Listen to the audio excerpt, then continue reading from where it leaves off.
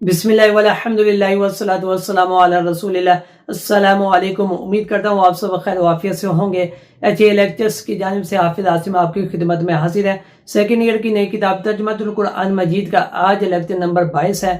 آج کے لیکچر میں ہم سورۃ الحدید کا تعارف اور بنیادی مضامین کریں گے۔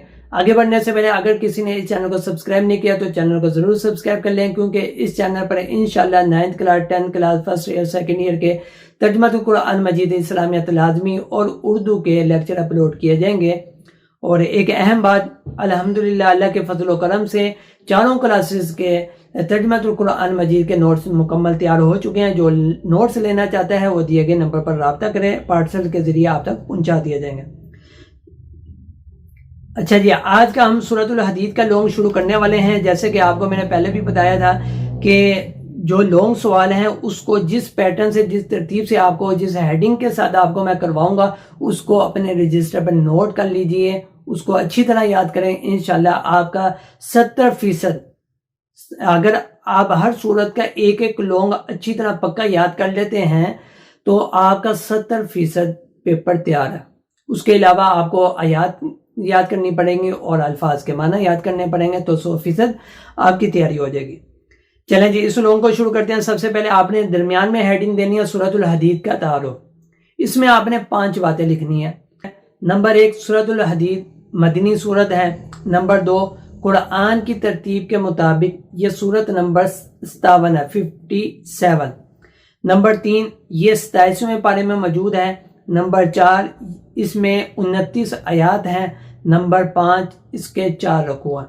ٹھیک ہے، اس کے بعد آپ سب ہیڈنگ دیں، نام کی وجہ، اور یہ بھی دے سکتے ہیں وجہ تسمیہ، ان دونوں میں سے کوئی ایک جو آپ کو آسان لگے۔ اس میں آپ نے یہ لکھنا ہے کہ الحدید کا معنی ہے لوہا۔ اس سورت کی آیت نمبر 25 میں الحدید کا لفظ آیا ہے، اسی مناسبت سے اس سورت کا نام سورۃ الحدید ہے۔ ٹھیک ہے، اس کے بعد آپ ہیڈنگ دیں مسبحات کا مفہوم۔ ٹھیک ہے، اس میں آپ نے یہ لکھنا ہے جن صورتوں کی ابتدا اللہ تعالیٰ کی تسبیح سے ہوتی ہے ان صورتوں کو مسبحات کہتے ہیں۔ ٹھیک ہے، اس کے بعد آپ نے سورۃ الحدید کی فضیلت یہ ہیڈنگ دینی ہے، یہ سب ہیڈنگ ہے۔ ٹھیک ہے، اس میں آپ نے یہ لکھنا ہے کہ سورۃ الحدید مسبحات میں سے پہلی سورت ہے، اور مسبحات کے بارے میں نبی کریم صلی اللہ علیہ وسلم نے یہ فرمایا ہے کہ نبی کریم صلی اللہ علیہ وسلم سونے سے پہلے مسبحات کی تلاوت فرمایا کرتے تھے، اور فرماتے تھے کہ ان میں سے ایک ایسی آیت ہے جو 1000 آیات سے افضل ہے۔ اس کے بعد آپ نے درمیان میں ہیڈنگ دینی ہے سورۃ الحدید کا مرکزی موضوع۔ اس میں آپ نے یہ لکھنا ہے کہ سورۃ الحدید کا مرکزی موضوع انفاق فی سبیل اللہ اور جہاد فی سبیل اللہ کی تلقین اور ترغیب ہے۔ ٹھیک ہے، اس کے بعد آپ درمیان میں ہیڈنگ دیں سورۃ الحدید کے بنیادی مضامین۔ اس میں آپ نے ایک لائن لکھنی ہے، سورۃ الحدید کے بنیادی مضامین اور اہم نکات درج ذیل ہیں۔ اس کے بعد آپ نے سب ہیڈنگ بنانی ہے۔ ٹھیک ہے، پہلی سب ہیڈنگ یہ ہو گئی قدرت کاملہ کے دلائل۔ ٹھیک ہے، قدرت کاملہ کے دلائل آپ نے پوائنٹ کی شکل میں لکھنے ہیں۔ نمبر 1، اللہ تعالیٰ زمین و آسمان اور موت و حیات کا مالک ہے۔ نمبر 2، اس کی نہ کوئی ابتدا ہے نہ کوئی انتہا ہے۔ نمبر 3، وہ زمین و آسمان کی ہر چیز کو جانتا ہے۔ ٹھیک ہے، اس کے بعد آپ نے ہیڈنگ دینی ہے انفاق فی سبیل اللہ کی فضیلت۔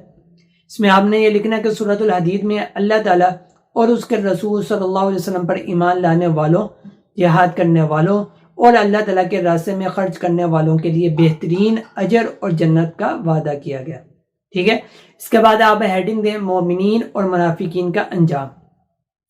سورۃ الحدید میں مومنین اور منافقین کا انجام ذکر کرتے ہوئے یہ بتایا گیا ہے کہ اہل ایمان اس طرح جنت میں جائیں گے کہ ان کے آگے اور دائیں نور ہوگا، جبکہ منافقین اس سے محروم ہوں گے۔ اس کے بعد آپ ہیڈنگ دیں لوہا نازل کرنے کا فائدہ۔ سورۃ الحدید میں لوہا نازل کرنے کا ایک اہم فائدہ یہ بیان کیا گیا ہے کہ یہ جنگی طاقت ہے۔ اس کے علاوہ لوہے میں اللہ تعالیٰ نے لوگوں کے لیے بہت سے فوائد رکھے ہیں۔ مختصر یہ کہ لوہے کے بغیر کوئی صنعت نہیں چل سکتی۔ اس کے بعد آپ ہیڈنگ بنائیں بعثت انبیاء کرام علیہ السلام کا مقصد۔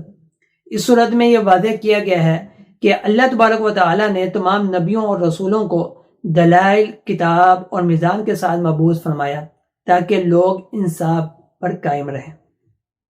اس کے بعد آپ ہیڈنگ دیں حضرت عیسیٰ علیہ السلام کا تذکرہ۔